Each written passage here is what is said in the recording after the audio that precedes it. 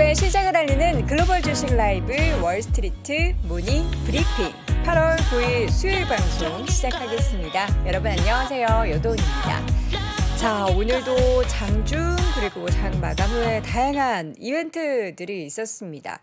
그 이벤트들을 이제 눈 뜨자마자 그리고 이제 이동하는 출근길 차 안에서 이렇게 보는 중간중간에 저는 또 이제 하늘 보는 걸 워낙에 좋아해서 오늘도 쓱 이렇게 운전 중에 이렇게 하늘을 눈에 담아 보니까 너무 높고 맑더라고요. 태풍 오기 전에 약간 더 날씨가 맑은 건가 싶을 정도로 어제도 그렇고 오늘도 그렇고 맑은 날이지만 곧 태풍이 대한민국에 도달을 한다고 하죠. 이번 태풍이 다른 나라에 미친 영향을 보니까 굉장히 좀 심각한 수준이더라고요. 부디 우리나라 대한민국에서는 태풍에 좀 그 세기가 약화돼서 무사하게 태풍 피해가 없도록 좀 지나갔으면 좋겠습니다. 자, 밤사이에 시장은 태풍까지는 아니었고요. 아닌가? 태풍이 불었는데도 잘 버텨낸 걸까요? 뉴욕 증시 3대 지수가 좀 하락을 했는데 그 자세한 배경 잠시 후에 정리를 해드리도록 하겠고요. 심층 인터뷰는 오늘 대신증권 문남중 수석 연구위원과 함께 또 시장 이야기 나눠보겠습니다. 오늘도 월가의 소식 또 미국 주식에 미치다 이항영 전문위원과 함께 실적 내용 그리고 시장에 현재 또 월가에 전해지고 있는 소식들 정리해 드리도록 하겠습니다. 자, 오늘도 좋은 아침 또 좋은 아침을 보내고 계신 우리 월스트리트 모닝브리핑 시청자분들, 청취자분들, 뉴욕 증시가 3대 지수가 하락 마감을 했습니다. 근데 뭐 이렇게 안 좋은 상황 속에서도 그나마 좀 긍정의 씨앗을 살짝 찾아보자면 장 초반에 확 밀리고 나서 계속해서 낙폭을 줄여가면서 마감이 됐다. 3대 지수가 모두 비슷한 모습이었는데요. 다우지수는 0.45% 하락, S&P 500 지수도 0.4%대 하락, 그리고 나스닥 지수도 0.79%, 0.8% 가까이 하락을 했고요. 러셀 2000 지수도 0.59% 하락이었으나 3대 지수 모두 초반에 슉 밀리고 다들 이렇게 나이키 형태로 낙폭을 조금씩 줄여갔습니다. 이 가운데 밤사이 국제유가는 1%대 조정을 보였는데 1%대 상승을 보였는데요. WTI 기준으로 82달러 선까지 올랐습니다. 그래서 좀 에너지 업종도 낙폭이 좀 나타나긴 했지만 유가가 장 후반에 이렇게 반대로 이렇게 딱 상승을 하면서 에너지 관련된 종목들도 반등을 하는 그런 모습들이 연출이 됐습니다. 뉴욕 증시는 가장 큰 이슈가 무디스에서 미국의 중소형 은행들에 대한 신용 등급을 대거 내렸습니다. 그 내용부터 확인을 해보자면 US뱅코프, BNY 멜론은행, 스테이트 스트리트, 트루이스트 파이낸셜, 노던 트러스트, 쿨런 프로스트 뱅커스. 사실 우리는 익숙한 기업들이 몇 개 없죠. 6개 주요 은행 등을 강등 검토 대상에 올렸고요. 앞서서 등급이 좀 강등된 은행보다 좀 규모가 큰 은행들입니다. 앞서서도 뭐 MIT 뱅크, 웹스터 파이낸셜, BOK 파이낸셜 등 10개 중소은행들에 대해서 등급을 강등하고 또 시티즌스 파이낸셜, 뭐 캐피털 원 파이낸셜 이런 11개 은행에 대해서는 등급 전망을 부정적으로 내렸습니다.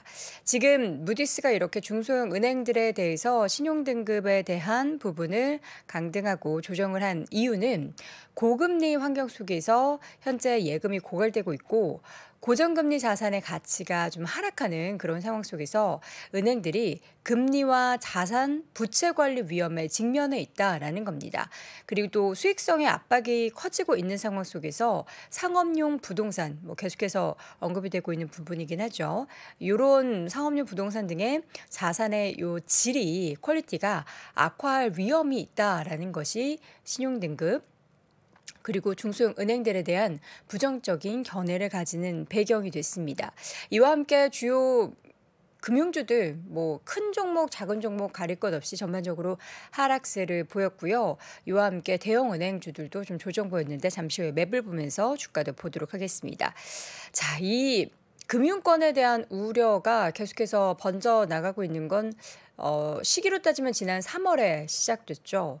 이번 신용등급 강등이 좀 재부상되면서 과연 이 우려가 다시금 지난 봄처럼 전체 시장을 좀 흔들 만한 여파가 될지는 좀 더 좀 고민을 해봐야 되는 게 오늘 시장의 분위기를 보면은 생각보다 이 무디스 중소형 은행의 신용등급 강등의 여파를 잘 버텨냈다 쪽으로 좀 해석을 합니다. 그리고 이제 어제 좀 전해졌었던 중국의 제2의 헝다 사태로 번지지 않을까라는 우려가 또 생긴 컨트리가든이라는 중국 부동산 업체가 달러채 이자의 상환을 실패하면서 이러한 우려가 전반적으로 좀 시장에 영향을 미치지 않을까 싶은데요. 뉴욕 증시에서는 여러 가지 악재 속에서도 잘 버텨냈고요. 국내 증시는 또 어떻게 반응을 하게 될지 오늘 시장이 좀 주목이 되고 있습니다.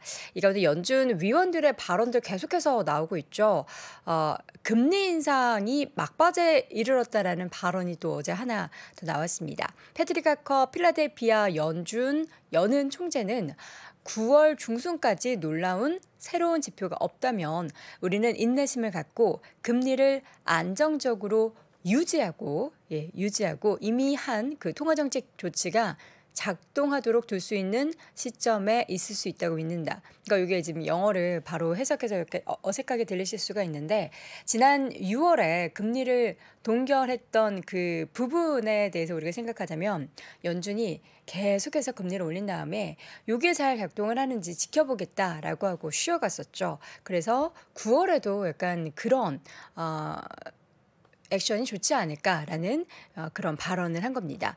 자, 이 가운데 추가적인 금리 인상이 필요하다라는 얘기 그리고 지금 동결이나 좀 지켜보자라는 이야기들이 혼재되고 있다는 건 여러분들도 하루하루 다양한 인터뷰를 통해서 확인해 보실 수 있을 것 같고요.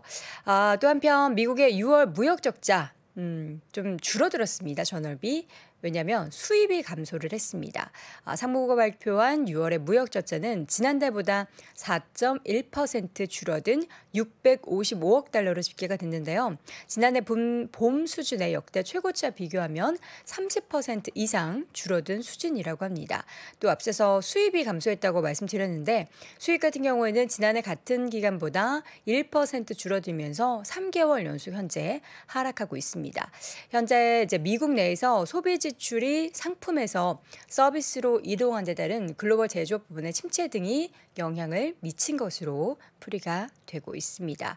자, 어제 이제 뭐 중국 관련해서도 무역 지표가 좀 실망스러운 그런 부분들도 발표가 됐는데 미국 같은 경우에는 그래도 적자가 조금 감소했다라는 것을 살짝 긍정적으로 체크해 볼 수가 있을 것 같습니다. 자, S&P 500 내에서 대부분의 섹터 하락세를 보였습니다. 특히 뭐 자재, 임의 소비재, 금융, 기술주 그리고 필수 소비재 쪽 관련한 종목들이 하락을 했고요. 일라일릴리 등의 급등의 영향으로 헬스케어주 그리고 유틸리티, 에너지 관련한 종목들이 상승하는 모습을 보였습니다. 맵을 보도록 하겠습니다. 자, 맵을 통해서 일단 가장 좀 진한 초록색 보이시죠? 어제 일라일릴리 그리고 암젠 등의 종목들이 헬스케어 쪽에서 가장 강한 상승을 보였는데요. 일라일릴리 같은 경우에는 뭐 일단 매출 순이익 실적 발표 내용이 시장의 예상치를 웃돌았고요. 더 중요한 연간 가이던스를 상향 조정했다라는 소식이 주가를 저렇게 크게 끌어올린 배경이 됐습니다. 일라일릴리는 올해도 그렇고 그 비만 치료제 관련해서 주가가 희비가 굉장히 많았죠. 그동안 계속해서 주가를 상승으로 이끌었었던 비만 치료제가 뭔가 이제 그런 자살 충동을 유발한다라는 이야기가 또 시장에 전달되면서 그 주가의 상승폭을 반납하기도 했는데 다시금 실적 모멘텀 또 향후 가이던스가 15% 넘는 주가의 급등을 만들어냈고요. 암젠의 주가도 3%대, 존슨앤존슨은 소폭 강세 움직임이 그려졌습니다. 빅테크 기업들 그동안 좀 하락했었던 애플의 주가를 제외하고는 전반적으로 하락을 보였습니다. 애플은 0.5% 반등을 했지만 마이크로소프트 1%대 하락, 아마존의 주가도 1.6% 그리고 구글의 주가도 소폭 하락세, 약보합권 정도에 머물렀고요. 메타 같은 경우에는 노르웨이로부터 하루 1억 원의 나라는 벌금 폭탄 위기에 직면했다라는 소식이 전해진 가운데 1%대 조정을 보였습니다. 자, 이 가운데 반도체주들도 좀 휘청했죠. 어제 차세대 엔비디아 칩 관련해서 새로운 소식을 전한 AI 칩 관련한 소식을 전한 엔비디아의 주가도 1.6% 하락을 했고요. AMD 3%, 마이크론 테크놀로지의 주가도 2% 하락하는 등 전반적인 반도체 주들도 조정을 보였습니다. 자, 이 가운데 테슬라를 비롯한 자동차주들 볼 텐데요. 테슬라 0.7% 계속된 약세 움직임, 포드와 GM도 하락했고요. 반면 루시드의 주가는 12% 넘는 상승을 보였습니다. 그 배경이 실적은 안 좋았어요. 예상치를 하회했는데 스포츠 유틸리티 차량, 그러니까 SUV를 생산하겠다라고 밝히면서 주가는 그 기대감에 올랐습니다. 올해 11월에 SUV 차량을 공개할 예정이고요. 내년부터 양산에 들어가겠다라고 밝혔습니다. 그와 함께 12% 주가의 강한 상승이 나타나는 분위기였고요. 그리고 종목 가운데서 오늘 리비안 같은 경우에는 장중에는 2% 상승했는데 장 마감 후에는 실적 내용이 기대치를 상회했습니다. 그럼에도 불구하고 지금 애프터마켓에서의 리비안의 움직임은 한 2% 정도 하락을 했는데 지금 한번 볼까요? 지금은 다시 한번 1%로 상승 전환했네요. 그쵸? 예상치를 상회했는데 주가가 하락하면 섭섭하죠. 현재 주가는 다시금 1%대 상승을 보이고 있습니다. 자, 그리고 리프트 실적도 발표가 됐습니다. 근데 장중에 5% 넘게 상승을 했었던 리프트 같은 경우에는 장 마감 후에는 지금 6% 가까이 하락을 했는데요. 추정치, 그러니까 시장 예상치와 일치하는 매출을 기록을 했고요. 그런데 주당 순이익 같은 경우에는 지금 1센트 손실을 예상했는데 16센트로 기록이 됐습니다. 그럼에도 불구하고 주가는 아쉽게도 장중에 상승해서 그런지 현재 구간에서는 5% 넘는 하락세를 보이고 있습니다. 자, 일부 종목들 비욘드 미트 저희 종종 소개드렸던 종목인데 매출이 30% 이상 줄어들었다고 합니다. 이와 함께 시장 예상치를 밑돌았다는 실적 발표 내용과 함께 주가는 14% 넘게 하락을 했고요. UPS 배송업체죠. 이 기업도 매출이 예상치를 밑돌고 연간 전망치를 하향 조정하면서 주가는 1%가량 하락을 했습니다. 자, 그리고 파라마운트 글로벌 조정 주당 순이익이 예상치를 웃돌고 또 관련한 출판 계열사 사이먼 앤 슈스터를 슈스터를 미국 사모펀드에 매각하기로 했다는 소식이 주가를 1.6% 정도 상승하는 데 영향을 미쳤고요. 쿠팡 실적이 발표가 됐습니다. 근데 여기 이제 야후파이낸스에서는 쿠팡이 별로 관심이 없나 봐요. 바로 안 뜨네요. 쿠팡 지금 주가 한번 볼까요? 지금 애프터마켓에서 5% 넘는 상승을 보이고 있는데 2분기 영업이익이 1,950억 원을 기록하면서 역대 최대를 기록했습니다. 그리고 영업이익이 전년 동기 대비에 비해서 흑자 전환을 했고요. 작년 3분기 이후 4개 분기 연속 흑자를 시현해가고 있습니다. 이와 함께 2분기 활성 고객이 전년 같은 기간 대비해서 10% 증가를 했고 매출이나 영업이익, 순이익 모두 2분기가 역대 분기 최대 규모를 기록하면서 긍정적인 내용이 전달되자 쿠팡의 주가 현재 애프터마켓에서 5% 넘는 강한 상승입니다. 그동안 상장하고 나서 주가가 굉장히 오랫동안 쉬어갔는데 이번 실적 발표로 어떻게 주가가 좀 변곡점에 놓이게 될지 함께 지켜보도록 하겠습니다. 자, 이렇게 전반적인 뉴욕 시장 분위기 정리를 해봤고요. 잠시 후 이어지는 심층 인터뷰는 대신증권 문남중 수석 연구위원과 함께하겠습니다. 네, 월스트리트 모닝 브리핑 함께하고 있습니다. 지금 시각 현재 6시 이제 46분 막 지나가고 있는데요. 이번에는 심층 인터뷰 대신증권 문남중 수석 연구위원 함께하겠습니다. 어서 오세요. 네, 안녕하세요. 네, 반갑습니다. 오늘 타이를 안 매셨네요. 원래 안 매셨었나? 아니요. 그렇죠. 오늘 약간 캐주얼하게 어떻게 신경의 변화 같은 게 있으신 건가요? 그런 건 없습니다. 그동안 나를 옥죄왔었던 자유를 향해 그런 건 그건 아니죠? 아닙니다. 네. 자, 오늘은 또 어떤 이야기를 해주실지. 미국의 7월 CPI 발표가 예정돼 있고 지금 피치는 지난주 신용등급 강등, 오늘은 무디스에서 미국 중소형은행들에 대한 신용등급을 좀 하향 조정하는 모습들이 펼쳐지고 있습니다. 시장을 보면은 약간 뭐랄까 기대를 CPI를 기대를 한다라고 하기에는 좀 그렇고 뭔가 변동성이 계속해서 이어지는, 그리고 악재가 계속해서 이어지고 있긴 한데 좀 잘 버텨내고 있는 것 같기도 해요. 네, 맞습니다. 지금 미국 증시가 하락하는 이유는 뭐 피치, 무디스 이런 요인들이 아니고요. 올해 연간 미국 증시 경로를 놓고 본다고 하면 음. 사실 5월 달 네 가지 물가 지표가 정책 금리를 하회하기 시작을 했고 이제 그 지표가 이제 6월 달 발표됐기 때문에 네. 6월 이후 미국 증시를 보면 상당히 많이 올랐거든요. 결국 6, 7월 단기 가열에 따른 약간 쉬어가는 양상 정도를 8월 정도 좀 염두에 두시면 됩니다. 그래서 저는 사실 하락을 해야 되는 그 구간에서 빌미로 작용할 수 있는 것들이 이유가 되고 있는 상황이기 때문에 네. 좀 투자 심리가 급격하게 훼손되거나 하진 않을 거예요. 음. 결국 자연스러운 숨고르기 정도로 생각하시면 되기 때문에 너무 염려 안 하셔도 될 것 같고요. 올해 연말까지 미국 증시는 계속 올라갈 겁니다. 그래서 S&P 500 지수는 지난해 1월 수준 4,800 수준까지는 충분히 올라갈 여지가 있기 때문에 네. 그동안 미국 증시 조금 더 비중을 늘리려고 염두에 두신 분들에게는 투자 기회로 작용할 수 있다라고 생각을 하고 있습니다. 네.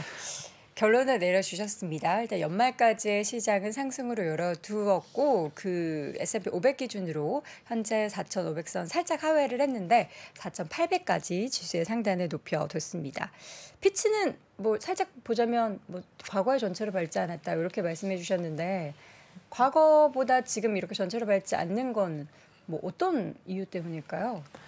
사실 뭐 피치 오늘 또 오니까 무디스가 또 문제가 맞아요. 돼서 같이 좀 얘기를 드려야 될 것 S&P도 같아요. 이제 뭐 하겠네요. 네. 사실은 뭐 먼저 무디스 얘기해드리면 예고가 없었죠. 중소은행 10곳 신용등급 하향 조정했고요. 11곳을 등급 전망을 하향 조정했고요. 그리고 나머지 6곳을 앞으로 검토한다고 얘기를 했습니다. 사실 중소형은행 불안은 올해 SVB 사태 이후로 계속 있어 왔던 사항이에요. 뭐 새로운 리스크로 부각되는 부분들은 아니고 결국 피치에 이어서 무디스가 제가 보기에는 때를 잘 선택한 것 같아요. 그래요? 어떤 예. 때요? 결국 이제 피치가 국가신용 등급을 내린 상황에서 무디스 역시 지역은행에 대한 부분들에 대해서 좀 경고를 좀 던져주고 싶었던 상황인데 때를 맞춰서 좀 연결지어서 좀 뭐 약간 그런 성격이 있다고 저는 생각합니다. 왜냐하면 이 미은행권 미실현 손익 국채나 MBS와 같은 증권 부분만 놓고 보면 7,800억 달러 정도 되고요. 네.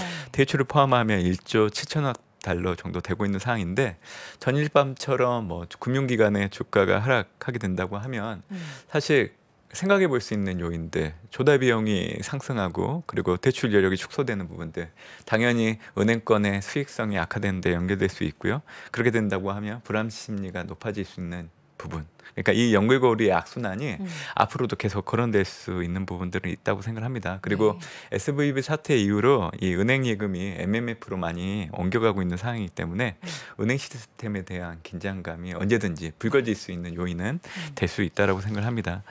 다만 이 미국 은행권의 전반적인 자산 건전성을 놓고 본다고 하면 대출 연체율이 낮은 수준을 유지하고 있는 상황이기 때문에 사실은 좀 대체로 양호한 편이라고 저는 판단을 하고 있습니다. 그렇기 때문에 금융기관이 연쇄적인 도산을로 연계될 여지는 낮다고 좀 보고 있기 때문에 아무래도 앞으로도 뭐 이런 이벤트들은 계속 연이어서 발생될 여지는 있는데 저는 올해 SVB 사태를 두고 정책 당국이 해결했던 그 모습들을 놓고 본다고 하면 앞으로 금융 불안에 대해서 충분히 정책 당국이 좀 막을 수 있다는 부분들이 결국 시장의 신뢰를 높여놨다고 생각을 하고 있기 때문에 이번 무디스 여파 역시 단기간 증시가 좀 변동성을 높이는 데 영향을 줄 수 있다고 생각을 하고 있고요.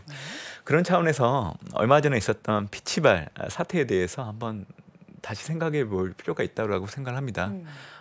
과거의 전철을 밟지 않는다고 제가 강조를 드리고 리포트도 좀 썼던 거가 있는데 일단 생각을 해볼 게 한 3가지 정도 있는 것 같아요. 그러니까 이거는 피치뿐만이 아니라 뭐 앞으로 지금 화면 안 보여주셔도 돼요. 예. 우리 잘생긴 문수성님 얼굴 보여주시죠. 네. 네. 예. 제가 조금 이따 차트를 보여드리면 될 것 네. 같아서 그때 좀 얘기 드리면 될 것 같고요. 일단 3가지 정도 얘기를 놓고 얘기를 드릴게요. 이거는 피치뿐만이 아니라 무디스, S&P 이 양대 기관들이 앞으로 혹시 모두 미국의 국가신용 등급을 하향 조정할 여지는 없겠지만 동일한 사태가 나타난다고 하더라도 동일하다 그 얘기를 좀 같이 생각을 해주시면 좋을 것 같고요. 일단 금융 환경이 좀 다릅니다. 사실 2011년도가 S&P가 미국 국가신용 등급을 하향 조정을 했는데 그때 S&P 500 지수가 16.8% 가까이 급락을 했기 때문에 사실은 이제 피치 사태 발생 이후에 동일한 전철을 밟아 나가는 거 아니냐 그런 우려가 많았던 상황이죠. 근데 2011년도 경제 상황을 놓고 본다고 하면 글로벌 금융위기를 겪고 나서 회복 2년 차에 해당됐던 시점이었고요. 또 중국이 통화 완화 정책을 했기 때문에 원자재 가격이 올라가면서 인플레이션이 지표에 반영되던 시기였습니다. 그래서 그때 당시 미국의 경제 성장률은 1.5%, 그리고 소비자 물가는 헤드라인 기준으로 3%. 그러니까 2010년도가 1.5%였는데 2011년도에 3%로 올라왔기 때문에 그때 당시 물가가 좀 많이 올라가던 그런 상황이었죠. 그리고 그때 당시 S&P 500 지수는 0%. 그러니까 2010년도가 12.8% 정도 올랐다가 2011년도 당해에는 보합권에서 끝났기 때문에 약간 쉬어가는 그런 양상이었다 봐주시면 됩니다. 근데 올해 같은 경우에는 2분기 GDP 속보치나 6월 PC나 근원 PC 그런 지표들을 놓고 본다고 하면 경기 침체를 유발하지 않고 인플레이션 목표 달성이 가능하다는 기대가 커지고 있는 사실이죠. 그리고 올해 미국의 GDP 성장률은 1.8%. 그것도 이제 지난번 대비 0.2%포인트 상향 조정을 했기 때문에 미국 경기에 대한 인식이 상당히 좋아지고 있는 흐름이다. 그리고 올해 같은 경우에는 나스닥 지수 기준으로 기술적 강세장에 이미 진입을 해 있기 때문에 2011년도 당시와 비교를 해보면 경제와 금융 환경이 상당히 견고하다는 거. 그래서 재정적자라는 해묵은 악재를 가지고 금융지표 악화를 연출하기에는 한계가 있다는 겁니다. 그래서 이 경제와 금융 환경이 다르다는 부분들을 항상 기억을 해주시면 좋겠다 생각을 하고 있고요. 네. 그리고 피치에 이어서 S&P나 무디스가 추가적인 미국 국가 신용 등급 조정을 하기 위해서는 사실 먼저 해야 되는 게 있어요. 사실 부정적 관찰 대상에 편입하거나 등급 전망 하향을 우선 해야 되는데 S&P와 무디스는 아직까지 그런 움직임이 없습니다. 그리고 2011년도 때 미국의 국가 신용 등급을 하향 조정할 때는 공화당 민주당이 부채 한도 협상을 진행하고 있었거든요. 그런 상황에서 국가 신용 등급을 하향 조정했기 때문에 문제가 됐던 건데 사실 올해 같은 경우에는 이미 국가 부채 한도를 정겨쥐었기 때문에 그 이후로 국가 신용 단행을 하는 거는 사실 의미가 없다라고 생각을 합니다. 그리고 더 중요한 게 하나 있습니다. 앞으로 미국 증시가 더 올라갈 수 있다고 보는 이유이기도 하는데요. 네. 사실 피치가 국가 신용 등급을 하향 조정하는 세 가지 요건을 지키지 않았죠. 올해 5월 달에 미국의 국가 신용 등급을 부정적 관찰 대상으로 지정하면서 세 가지 요건을 얘기를 했습니다. 첫 번째가 GDP 대비 정부 부채가 급격하게 증가하는 거, 두 번째가 거시경제가 악화되는 거, 세 번째가 거버넌스가 악화되는 거, 이렇게 세 가지를 제시했는데 이 세 가지 조건에 부합하지 않는 정도로 지금 미국 경제에는 기대 이상으로 잘 나오고 있고요. 또 분채 한도 협상을 타결됐고 부채 비율 급등은 좀 제한되어 있는 상황이기 때문에 이 세 가지 요건을 지키지 않음에도 불구하고 미국의 국가 신용 등급을 하향 조정했기 때문에 앞으로 관심사는 이 피치에 대한 신뢰성 문제로 기결될 가능성이 상당히 높습니다. 이 얘기는 뭐냐면 결국 미국 증시가 상방 압력이 높아지는 데 영향을 줄 수 있다라고 생각을 하고 있는 거죠. 그래서 제가 무디스 피치 관련된 내용들을 언급해드렸던 이유들은 올해 사실 금융 불안과 관련된 부분들이 발생한다고 하면 과거와 다른 부분들이 있기 때문에 그대로 동일한 전철을 밟은 가능성이 낮다. 이제 그 얘기를 좀 드리는 겁니다. 네. 네. 우리 문수성님은 빨리 모실 걸 그랬어요. 저희가 이제 지난주에 막 불안감에 휩싸였을 때 이런 얘기를 들었으면 괜찮은데 못 모실 때는 그 페이퍼 내시는 거를 네. 보면 되는 거죠. 네, 오늘따라 유독 네, 칭찬을 많이 많이 해주셔가지고 약간 걱정이 되긴 하는데. 무슨 걱정을 하세요. 자, 그래서 이제 그 다음 이제 중요한 거는 이번 주 이제 목요일에 발표되는 CPI인데 CPI도 보면은 지난달보다 여기 조금 올라간다는 것을 포커스를 둬야 하는지 아니면은 지금 수준으로 큰 우려는 없는 건지 어떻게 좀 이 물가 지표를 생각해야 될까요? 사실은 이번 주 증시를 포함한 위험자산을 지켜볼 때 가장 중요한 지표는 10일 날 발표되는 미국의 7월 소비자 물가, 근원 소비자 물가가 중요하다고 생각합니다. 지금은 화면 보여주셔도 괜찮을 것 같아요. 제가 금요일마다 다음 주 주요 경제 지표를 좀 정리해서 리포트를 발간하고 있는데 지금 보시는 표가 해당되는 겁니다. 그래서 이번 주에는 사실 8일 이제 중국의 7월 수출입 결과가 있었고요. 이제 남아 있는 게 10일 날 발표되는 7월 소비자 물가, 근원 소비자 물가 결과치인데 지금 현재 예상치가 전년 동월 대비 3.3이기 때문에 헤드라인 기준으로 사실 전월치 3% 대비하면 올라가는 모습을 좀 예상할 수 있는 상황입니다.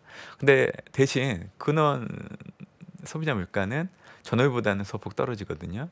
그래서 제가 이제 해석할 수 있는 부분들은 지금 현재 물가가 전월보다 좀 높게 나오는 거는 좀 자연스러운 현상이라 생각을 해요. 왜냐하면 지금은 미국이 드라이빙 시즌 하에 놓여 있는 상황이기 때문에 휘발유를 중심으로 유가가 올라갈 수밖에 없는 상황입니다. 그렇기 때문에 헤드라인 소비자 물가 같은 경우에는 전월과 비교했을 때 사실 올라갈 여력이 있는 부분들이죠. 그래서 일시적인 상황이라서 연속성을 가지고 움직이지 않기 때문에 사실 중요하게 받아들이실 필요는 없다라고 생각합니다.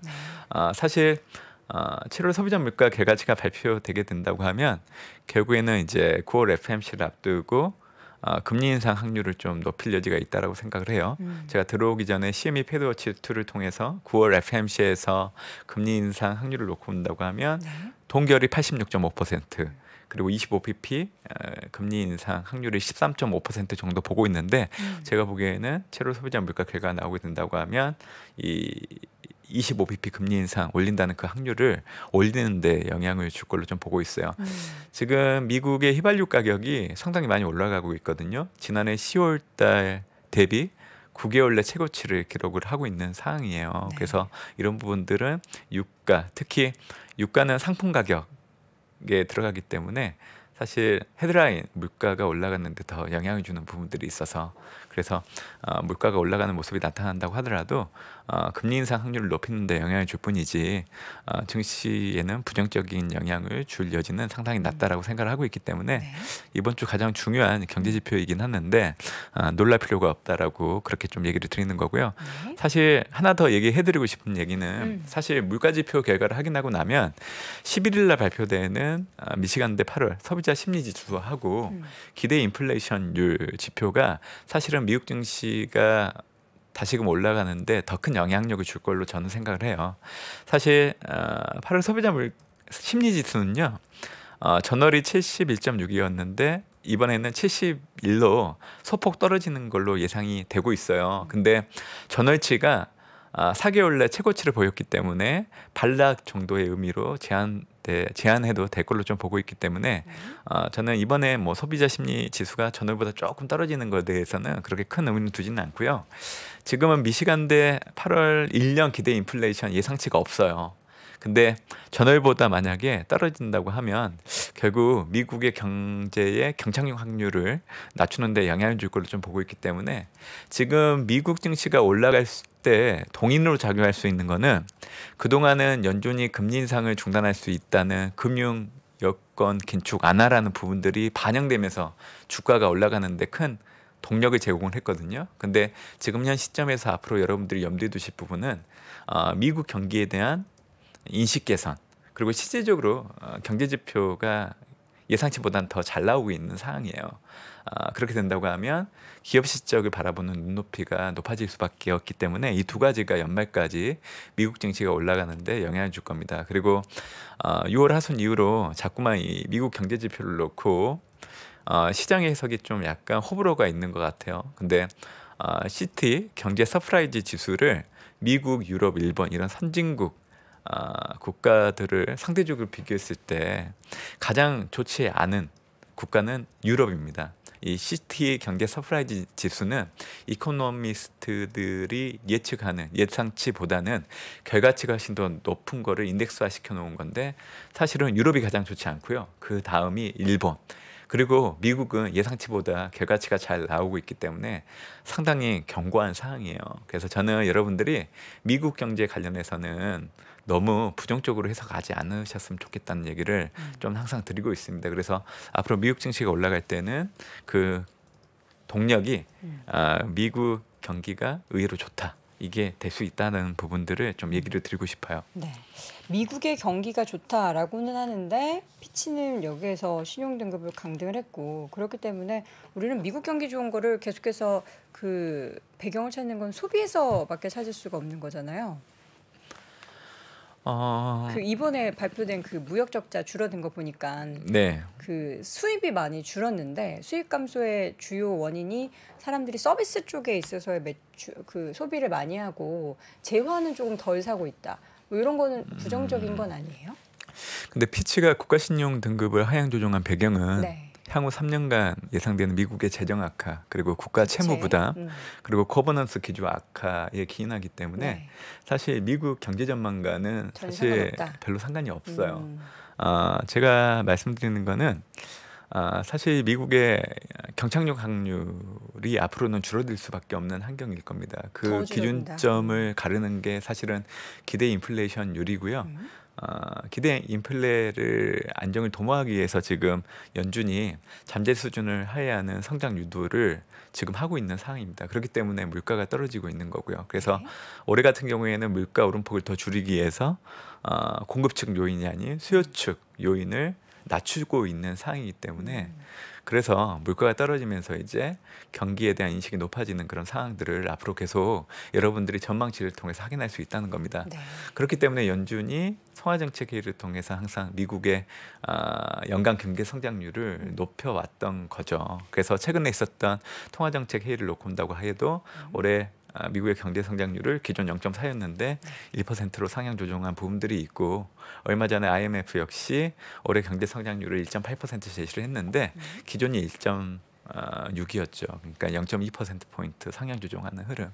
그러니까 그 바탕에는 고용과 소비, 부동산 시장이 있기 때문에 가능한 겁니다. 그리고 소비는 사실 서비스 부분을 통해서 소비가 좀 좋아지는 그림이 앞으로 계속 연출될 여지가 있어요. 그리고 이제 초과 저축액은 올해 소진되지 않고요. 내년에도 소진될 여지는 상당히 낮습니다. 이거는 연준의 데이터를 가지고 추정을 해도 나타나는 거고, 세배 스트레스 테스트를 해도 나타나는 결과치입니다.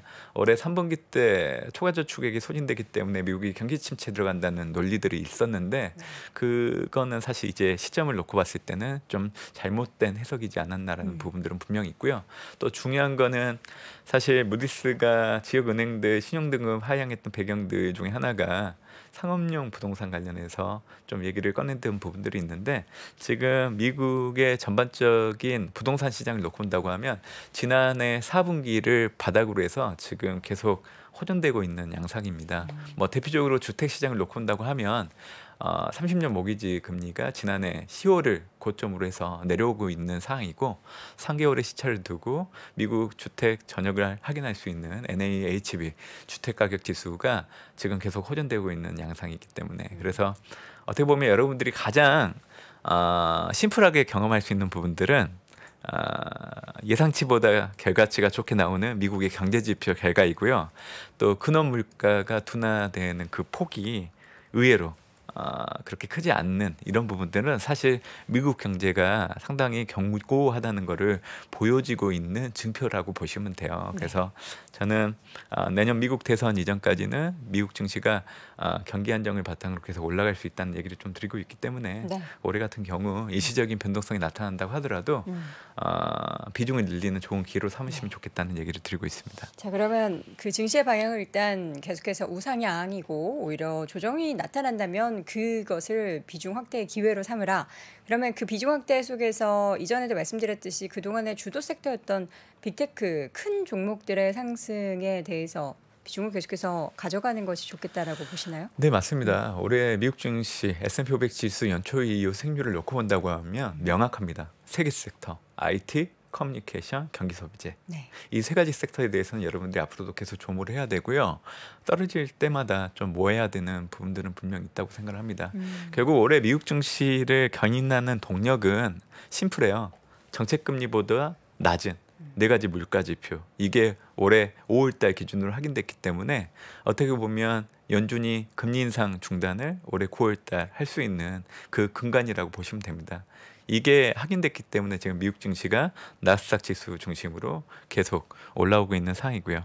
그렇기 때문에 저는 경기 민감 섹터, 그리고 앞으로 3대 지수는 나스닥 지수 중심으로 계속 올라갈 수 있는 부분들, 그리고 성장과 대형 퀄리티라는 스타일의 차별화가 계속 나타날 수 있다는 거 얘기 드리고 있고요. 지금 현재 앞으로 좀 약간 변화는 좀 있어요. 어떤 거냐면 주도 섹터가 바뀌진 않아요. 근데 주도 섹터가 올라오는 그 폭은 좀 둔화될 여지는 있는데 지금 미국 경기를 바라보는 인식이 좋아지고 있잖아요. 그렇게 된다고 하면 시크릿컬 업종들이 그동안 낙폭이 좀 가대했고 상대적으로 오르지 못한 부분들이 있었거든요. 그래서 키맞추기 관점에서 시크릿터 섹터들이 좀 올라올 부분들은 있다. 다만 주도 섹터는 바뀌지 않는다. 이게 중요한 포인트가 되지 않을까라고 저는 생각을 합니다. 그래서 막연한 가격 조정을 앞으로 기대하시면 안 돼요. 큰 가격 조정은 앞으로 나타나지 않습니다. 그래서 올해 6월 하순 때 나타났던 미국 증시의 숨고르기, 그리고 지금 현재 여러분들이 경험하고 있는 8월 달 증시가 숨고르기 하는 이 구간들이 사실은 여러분들이 시간이 지나고 나서 뒤돌아봤을 때 내가 비중을 늘려야 했던 시점이구나라고 생각하실 수 있는 그런 기억이 될 거라고 저는 생각을 하고 있습니다. 네, 알겠습니다. 자, 오늘도 우리 문성님과 함께 시장의 현재 구간에서 앞으로를 또 어떻게 바라봐야 될지 다양한 부분에 대해서 이야기를 나눠봤고요. 오늘의 시간 대신증권 문남중 수석연구위원 함께했습니다. 고맙습니다. 네, 감사합니다. 장 시작 전부터 종료까지 쏟아지는 수많은 뉴스와 정보들. 이 중에서 어떤 것이 투자에 정말 도움이 되는 정보일까요? 3프로의 증시 셔터맨 박근영 마스터가 직접 정보를 선별하고 투자의 힌트를 드립니다. 시간도 아끼고 투자 아이디어도 얻는 시간, 박근영 부장의 마켓 힌트와 함께 하세요. 자세한 사항은 3프로 TV 앱과 홈페이지를 확인하세요.